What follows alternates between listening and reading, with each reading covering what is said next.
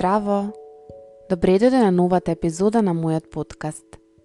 Ова е една од оние епизоди кои што настануваат спонтано,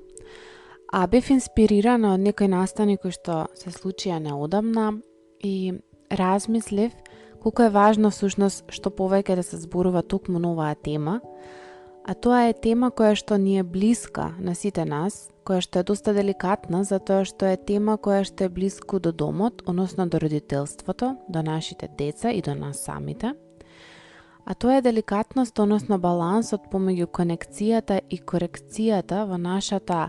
улога како родители. Како ние можеме да направиме некој баланс, како би можеле да негуваме негувачка средина која што е доволно поддржувачка за нашите деца за да растат. Како родители ние природно го сакаме недоброто за нашите деца и ние сакаме тие да израснат во сочувствителни, резилиентни и секако одговорни индивидуи. Но, на цело ова патување на родителството, целови процес на родителство, да се израснат добри деца, кои што добро се однесуваат, кои што имаат добри навики, кои што се одговорни и така натаму, ние понекогаш се губиме и ја губиме нашата конекција, односно премногу се наслонуваме кон тоа да даваме корекција и го жртвуваме виталниот елемент, најзначајниот елемент, а тоа е конекција. Секако, конекција и корекција е нешто кое што може да го користиме и со нас, односно со сите други луѓе, но јас го споделувам ова од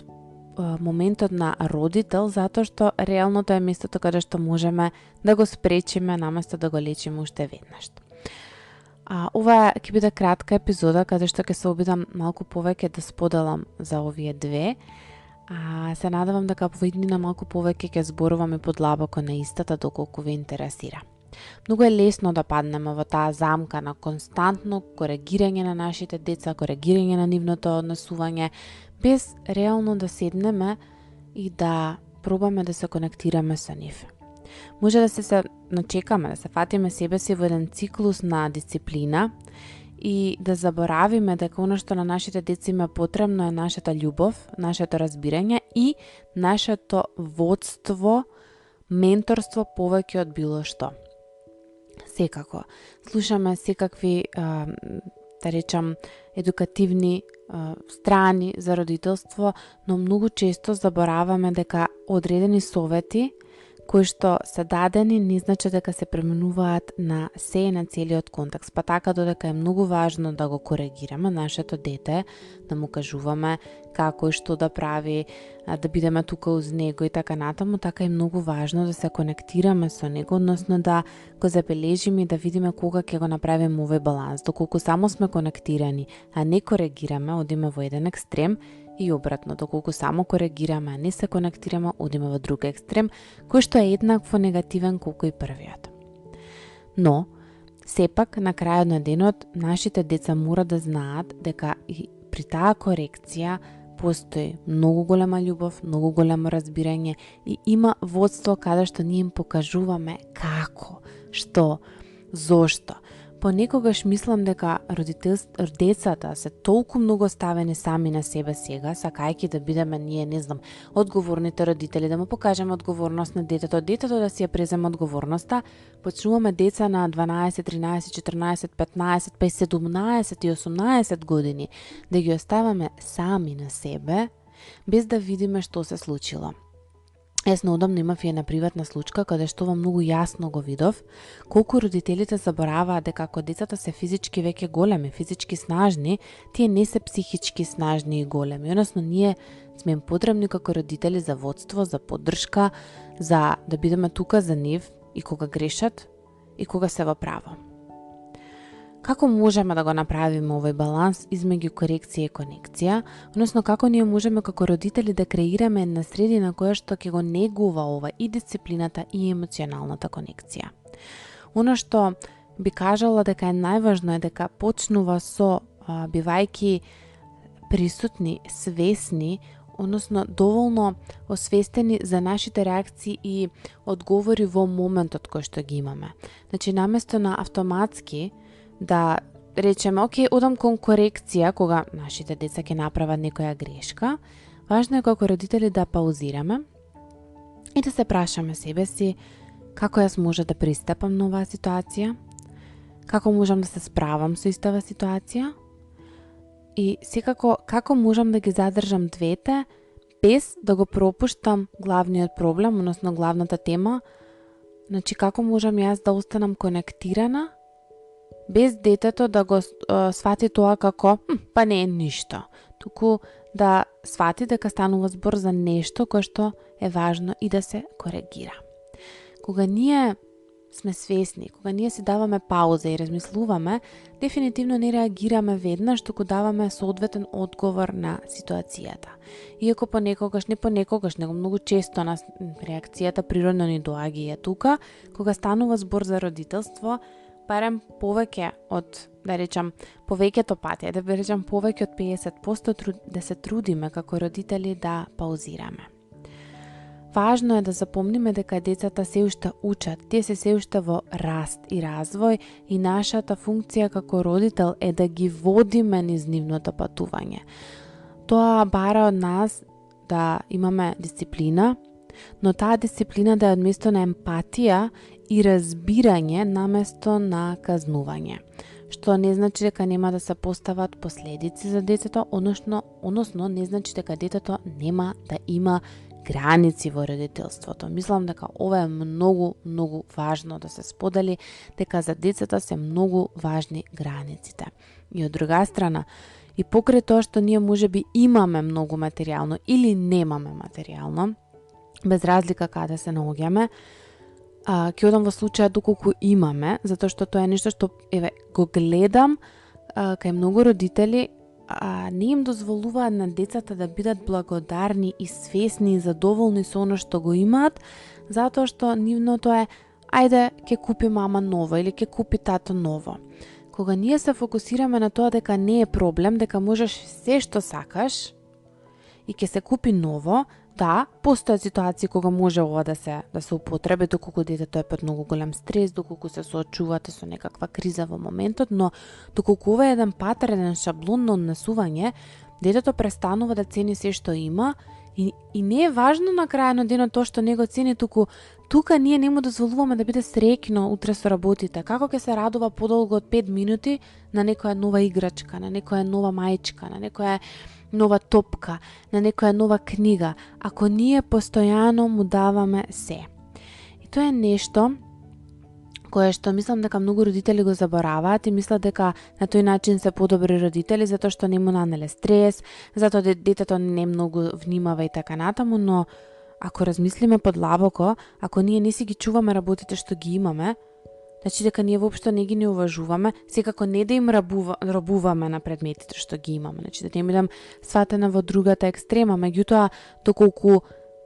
оваа облека не е за дома, оваа облека не е за дома. Сега, постои едно свесно родителство кое што вика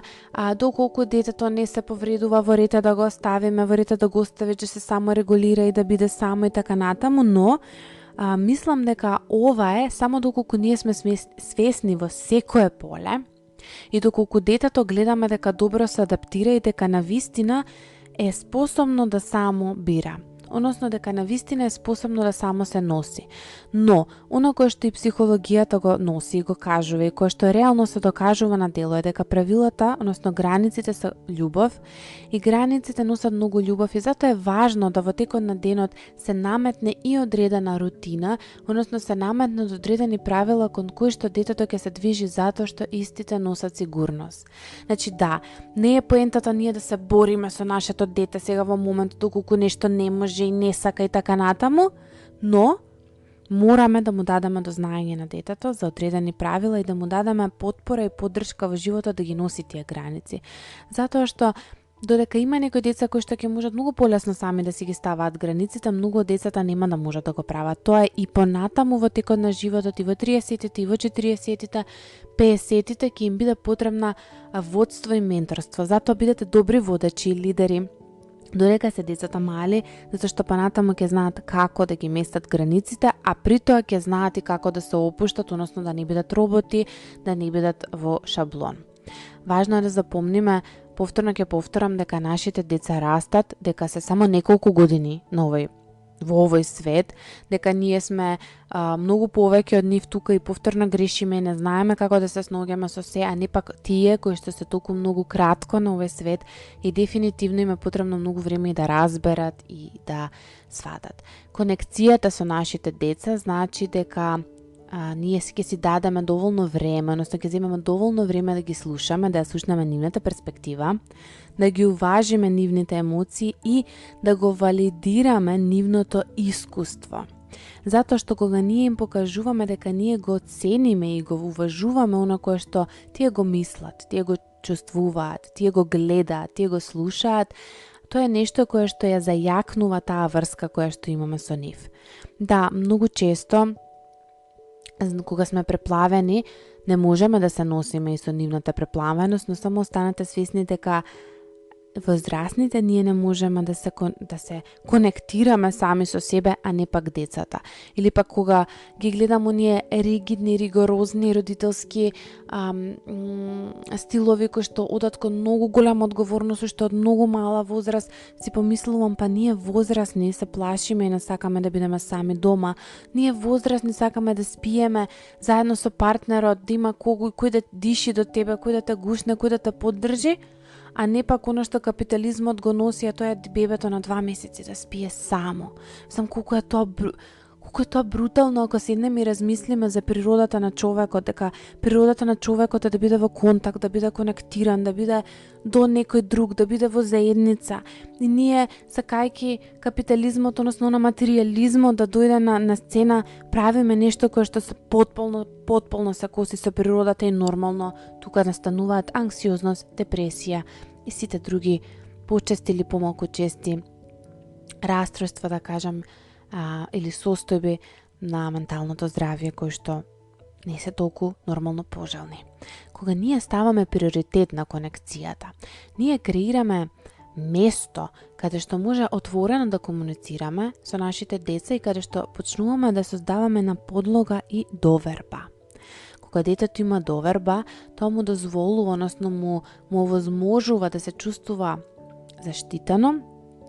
и да ги сподели своите проблеми, стравови, грижи кои што ги има со нас и сето тоа секако го зајакнува врската. Кога ние како родител слушаме, кога нашето дете ни кажува што е нешто го плаши, многу подобро можеме и да дадеме одговор на оно кое што се случува, односно многу подобро можеме да му дадеме водство и да му помогнеме да се справи со одредени ситуации во животот. Пак ќе повторам, родителот е тука да помага со сета свесност и со цело, да кажам, уважување дека детето може само, да знае дека не е само. Само видете колку психолози пишуваат не си сам, тука сум за тебе, не си сам и така натаму. И сега ние како родители да сакаме нашето дете да прави се само, тоа не е возможно, затоа што и како возрастни не правиме се сами, затоа што и на 60, 70, 80, 90 години ќе застанеме и ќе се консултираме со партнер или со најблиските околу нас. Што мислиш за оваа моја одлука? Мислиш ли дека ова е добро?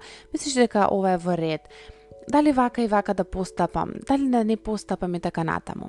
И секако, да не заборавиме на моќта на моделирањето, затоа што како родители ние сме првиот модел кој што децата го гледаат. И кога тие гледаат дека ние имаме, например, емпатија, љубезност, здрави емоционални експресии, кога гледаат дека ние учиме важни лекции од нашите искуства и така натаму, детето истото понатаму во животот ќе може да го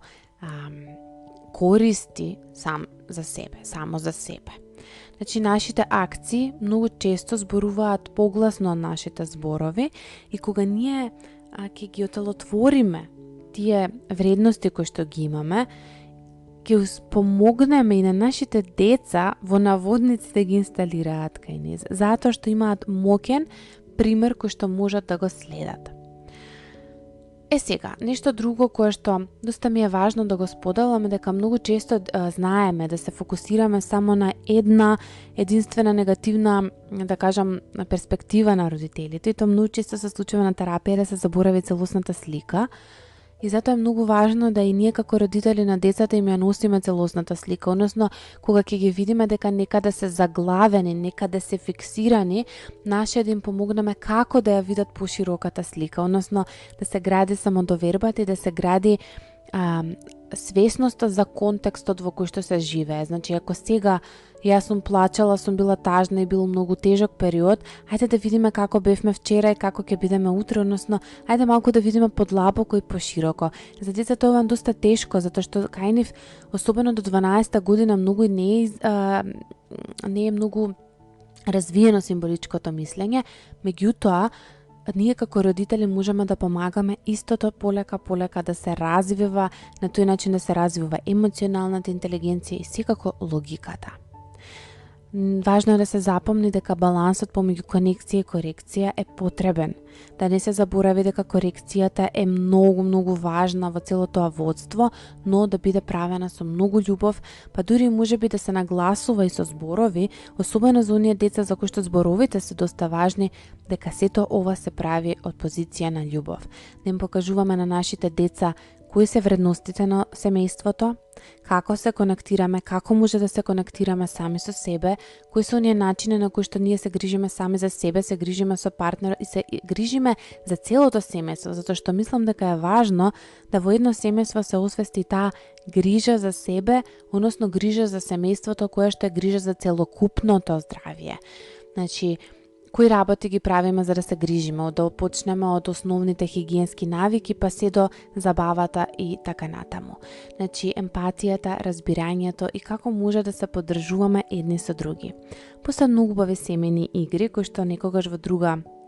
епизода ќе ги споделувам можеби или на мојот профил ќе споделувам идеи како да се конектирате повеќе со семејството. Затоа што родителството е еден процес, едно патување на раст и развој, на грешки, на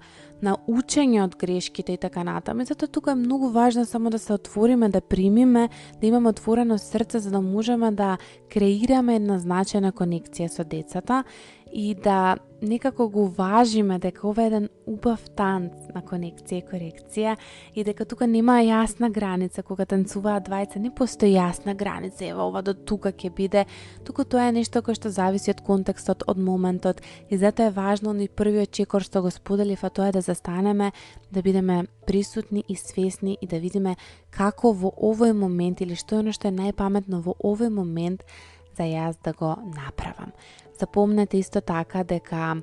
не е потребата да бидеме совршени или секогаш да бидеме во право, затоа што и во самото родителство правиме грешки, но оно кое што е важно е да им кажеме на децата кога нешто не било окей, кога сметаме дека сме претерале, затоа што тоа ќе им дозволи нив да се справуваат понатаму со грешките. Ес тука би завршила и би сакала само да споделам и како за ова епизода, така и за сите епизоди дека она кое што го споделувам и моето мислење е нешто кое што е само за едукативни и информацијски потреби. Ве молам да се консултирате со професионалец доколку се наоѓате во некоја ситуација специфична која што може би ви е потребна и психолошка или пак може би да биде некој кој што е развоен и работи за деца. Затоа ве молам, бидете внимателни, секогаш примете ги работите со филтер. Ова е нешто кое што некако во наредниот период би сакала да го ставам акцент, да го споделувам и во повеќето веројатно епизоди или места каде што пишувам, затоа што станувам свесна дека конзуматорите се помалку имаат филтер што и како следат. Уште еднаш ќе ви кажам, запомнете дека ова е само информација, дека ова е само за едукативна потреба, доколку се соочувате со некој проблем, побарајте стручна помош индивидуално, а ова само може да ви послужи како поддршка, мотивација, освестување и една подлога за почеток на вашето патување на раст и развој. Ви благодарам што бевте тука, се слушаме во наредната епизода.